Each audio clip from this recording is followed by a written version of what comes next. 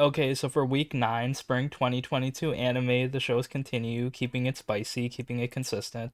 Story's pretty nice, progressing well. I like Spy Family, huge dodgeball episode. Shield Hero's picking up, Kaguya, all the romance animes are just like kind of escalating. It feels like we're reaching the finales for a lot of these animes, so yeah, they're really delivering. And yeah, let's get into it. And as always, we just gotta start off with Spy Family. Such a great episode, just like, different kind of character moments, showing their backstories, they're like getting stronger and everything. So yeah, here it's like a dodgeball episode. So they gotta like train for the dodgeball competition, and it's like between two classes. So the thing is, if you're the MVP of this dodgeball competition, you might get that star.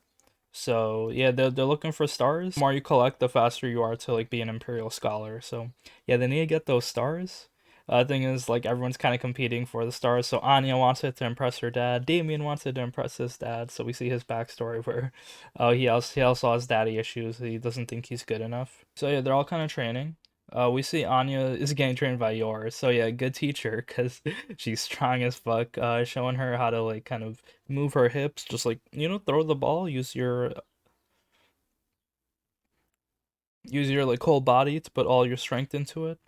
So yeah, Anya goes training. It's pretty nice. So cool montage, just showing how yours like such a freak. But yeah, after that, the opponent they're facing is just like this huge dude. He's basically the average Tokyo Revengers middle school character, where he's just like big as fuck, and they're supposed to be in kindergarten. So yeah, he got all these muscles. And he's kind of just like throwing a dodgeball, eliminating like multiple people at a time. So yeah, a lot of people are just like out.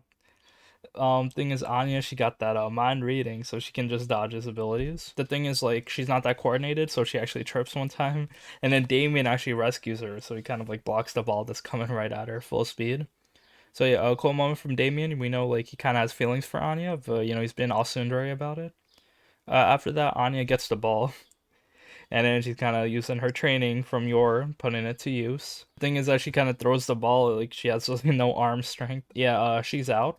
So yeah, their class loses. The thing is, it's not like part of a competition or anything, so there's no like stars being assigned anyway. So yeah, it was all for nothing. Just like funny episode. I love these kind of like random sports episodes mixed with like a lot of action. So yeah, the school life goes on, and yeah, pretty chill, pretty cool episode. And now for the Rising of Shield Hero season 2, episode 10. So yeah, the story's kind of picking up. I really like what they're doing right now. So it's kind of like Raphtalia, she got caught. We see that she's not being killed or anything, but she's actually like getting imprisoned. So yeah, this is a pretty wild episode. Just follows Raphtalia doing Raphtalia things, and then yeah, just some wild shit happened. TLDR, she got like a weapon of her own, like a hero weapon, so she's like a cardinal hero now randomly. It starts off with her getting arrested, and then she's in the same jail cell as all the other three kind of characters we saw before, Glass, Lark, and the other girl. So they seem kind of useless. Like they got nerfed OD. So yeah, it's like when they join the party, then they get nerfed. So yeah, that's fine. So they have like magic draining things in this prison, so they can't really escape. Raphtalia can use a little bit of her magic though, and then she like uses some like illusion magic, so they look invisible. The guard comes in, he opens, he's like, "Oh, where'd everyone go?" And then they kind of escape. They just go kind of run away, kind of try to find Naofumi and Kizuna and everyone. Thing is, there's like this sword, like this weapon. So yeah, it's this katana. The thing is, the dude is like the evil dude with the blue hair. He's about to take it, but the thing is, as he's about to take the katana, because like no one can pull it out, it actually teleports into Raphtalia's hands. And then yeah, she becomes the katana hero. So that's kind of wild. And then also like as she like gets the power of this weapon, she kind of like grows in levels. And as she grows up again. So yeah, no more Lolly Raphtalia. She's older now. And then yeah, she has this weapon, and I guess she becomes a hero. So yeah, really big upgrade for her. I did not expect this. So I mean, I guess that's fine. And now everything's all right, and now she's just like super strong. At the end, she kind of fights off these monsters, but like she just gets a little tired because like the katana's draining her energy a lot. So then she gets rescued by Naofumi and his party. So then yeah, they're all kind of reunited out of nowhere. It was weird seeing Raphtalia just like run away by herself, and then now she's like the katana hero. So yeah, I mean I guess now she's reunited with Naofumi, and she'll always like be a sword. So yeah, the episode was alright. Still had some similar problems where the story's kind of like random fantasy with like not too much direction. But yeah, overall, pretty solid watch. Raphtalia is like one of my favorite characters in the series. So it's very nice, but very random to see her get this like weird whole ass upgrade. And after Kaguya-sama Ultra Romantic Season 3, Episode 10. Pretty funny episode. TLDR, it's The big thing was Ishigami actually kind of proposed to Tsubame. He gave her like this big heart-shaped cookie, and he didn't really know what it meant. So yeah, she kind of like gets embarrassed, runs away, and she's like, "Oh, I need some time." So they have to make sure that Ishigami's confession works out, his unintentional confession, because if it doesn't, then the president and Kaguya, they can't ask each other out, because it's like such a weird vibe. So yeah, they need Ishigami to succeed so they can actually like ask each other out. Besides that, there was like some funny culture festival stuff. I like the kind of haunted house, so yeah, it was like pretty scary and creepy. It was like some like person is like gonna cut your ears off. And then it kind of ran out of budget, so they had to use like headphones halfway through the haunted house, so it's like kind of a sound experience. After that, the funny thing was Chica's sister, her little sister, was kind of in love with the president. And then Chica's just like yelling at her, like, how can you love him? He's like so useless at everything. Because Chica had to train him on literally everything. So yeah, I thought that was pretty hilarious. So Chica's sister is just like out here being as crazy and wild as Chica. But yeah, pretty funny episode. Look out for Ishigami trying to get his girl, but yeah, we'll see how things are gonna work out. And I'm also kind of worried because the season ending soon, and we're getting like nowhere near closer for Kaguya and Shirogane to ask each other out. Like, come on, you gotta graduate soon. You're gonna like study abroad. The time's running out. The audience is waiting. And now for Aharen-san Hakarenai episode 11. There's more like kind of cute date stuff. We see it's like snowing. They do a lot of like random quirky things. The big thing that happened this episode, to summarize, was that that girl who was like stalking them, she's missing now. I don't know what she's doing. She's like soul searching or something. She got a katana. So yeah, I guess there's like some big ass story point they're building upon her for the next episode. But then after that, yeah, we just see like Aharen and Raido just like, being closer together. So yeah, they are kind of like officially a thing. So eventually, I guess they'll like keep doing couple things. We'll probably see Oshiro later, but yeah, she's missing as of now. So yeah, pretty quick, comfortable episode. Okay, so for Summertime Render episode 9, the mystery's kind of unraveling. So yeah, first we realize this Ushio is out here. We see the shadow Ushio. She has this phone kind of like telling her memories of like what happened. So yeah, we see there's like two Ushios. One's the shadow, one's the real Ushio, and see how like the real Ushio died. But yeah, basically the shadow's good, and then they kind of like save their memories inside this phone recording. And then yeah, they're basically copies of each other. So yeah, the shadow Ushio kind of has a power to like rewind and show memories. So they kind of showed how like they met and everything. So yeah, Ushio existed as a shadow, and then it's like they kind of live together since she was like nice. Yeah, they go on like kind of shadow killing adventures, but then after that they have to rescue the little girl. So then we kind of just see what happens. It's stuff we already know, but yeah, basically that little girl was already a shadow kind of. When they went to the beach, like the shadow kind of like tried to pull her and drown her, and then Ushio was like out there running, trying to like rescue her in the water. And then the shadow comes in as well. So it's like both the little girls and then both the Ushios try to like rescue each other. Thing is, like, the shadow little girl is like really strong, so she actually like overtakes Ushio and then like drowns her. And then the shadow Ushio kind of like gets a little fucked up. So I guess that's how she lost her memories. Everyone basically died, but the shadows, like both of the shadows, are alive. So that's like kind of sad. At the end of the episode, we kind of like to see the spirit, like the mother of all shadows, kind of grab onto Shinpei. She's actually looking for them, and then I guess she was like kind of chasing them through the timeline. Because yeah, Shinpei's eye is actually her eye, so he stole the eye. And then now she kind of like has a marking on his arm, so maybe she can track him now. And then yeah, we end the episode there. So yeah, mysteries getting unsolved. They haven't really killed the main guys yet, and then the shadows are just like multiplying. So it's like pretty scary. All right, and now for Danseur episode 10. Pretty crazy episode. So emotional. You'll see like kind of backstories of a lot of like the characters. We kind of see Luo's backstory with Miyako. So yeah, basically Luo was living with his grandmother, and then we saw that she was kind of like abusing him because her daughter became an idol. So she kind of relied on her grandchild to become a professional ballet person. And then her thought process was like, okay, if you're full Japanese, then you can't be a professional in the Russian ballet. You gotta be European. So that's why, because Lo was mixed, so that's why she has so much high hopes for her. And then yeah, we saw the grandmother kind of move to Russia and had like a baby with some other two just to like have like this enhanced gene pool. So yeah, Miyako and Luo are cousins kind of, but yeah, overall, yeah, we see Miyako is like really good, really nice. So yeah, generic nice girl character. And we see kind of how Luo fell for her because she kind of like was the first friend he ever had, and then yeah, basically the grandmother was abusing him, but Miyako was kind of like helping him, teaching him ballet. So yeah, Luo was having fun with ballet with Miyako. The thing is, it's not gonna be so happy all the time. So the grandmother kind of finds out, And then yeah, Lowell likes his way of thinking where it's like, oh, work with my grandmother. It's hard, but it's you're gonna be successful.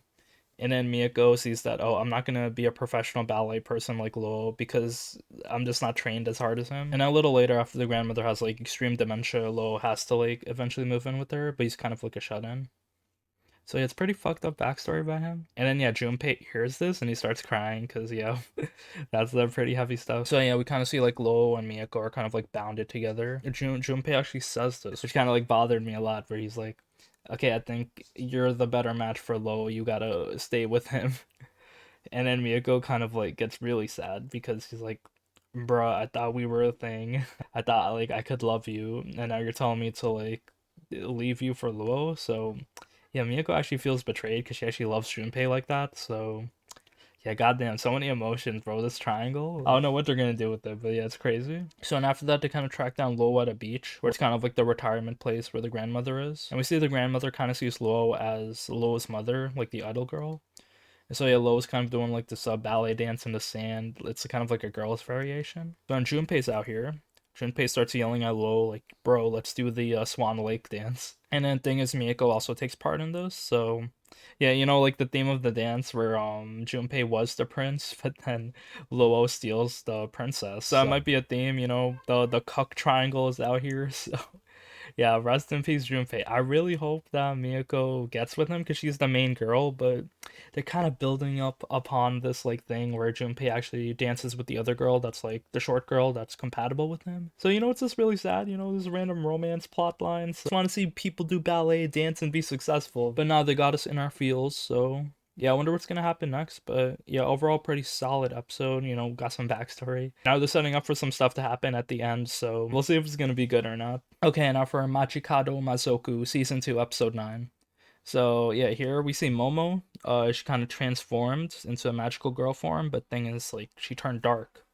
So we thought this was fixed, but now Momo's kind of unstable. Her core is unstable, so she turns to the dark form. And you know, you would think it's not that bad. You know, you just got a cool new form, but no, like super energy releasing power, so she can't really control her strength at all. And then it's really bad because if she stays in this form for too long, she's just gonna like kind of die because she's just like running out of magical energy. So I kind of ask around, try to like see how they can fix this, but then the only way to fix this is to have Momo stop feeling like depressing thoughts. So it's just like Momo's emotions are kind of unstable. So she kind of like vents a little bit and then turns back to normal. You know, if you go to the dark side, just like, you know, vent your feelings, don't bottle them up, and yeah, you'll be back to normal. Thing is, they kind of have to fix this for the future. So they kind of go to like this magical hot springs owned by Momo's sister, and then yeah, the water kind of like cures you. So they go on a trip, Shamiko and Momo, to kind of like go to the hot springs, and they like reach a lot of like obstacles and everything. Shamiko goes in her crisis form, and then, yeah, just like kind of cute hang out by them. Momo's like chilling in the water, and yeah, she's getting rejuvenated. So yeah, just another solid episode. You know, love the Yuri. It goes on, and yeah, just like cute slice of life. I'm so down. And now for Love After World Domination, episode 10. So yeah, we'll quickly go over this. Not too much happened in this episode actually, but we see the Blue Gelato, so he's kind of like the playboy guy. They kind of go to Decimi school because they have like this maid cafe culture festival thing. And then the thing is, like, Fudo and Decimi, they want to hang out, but then Fudo's like a huge celebrity, so it's like really hard for him to lay low. So they kind of run around trying to meet each other. They're going through a lot of obstacles. We see a lot of like kind of creepy anime shots, so a lot of like fan service in this episode and this whole series in general. And then after that, they kind of like take their picture at this like kind of couples place. So yeah, if you take your picture there, you're gonna be an invincible couple. So yeah, just like random cliche things. So pretty solid. Really like the dynamic and the humor. So yeah, the show goes on. Okay, also for Birdie Wayne Golf Girl Story, episode 10. Pretty solid. You know, another episode where we meet some more golf characters. They're kind of like preparing for this like competition. Basically Eve has to join the golf club, but she doesn't really want to join it. So she gets some motivation by the golf coach, who's like, he seems to have some ulterior motives. But yeah, basically for Eve to kind of like see Aoi and everything, she has to actually join the golf club.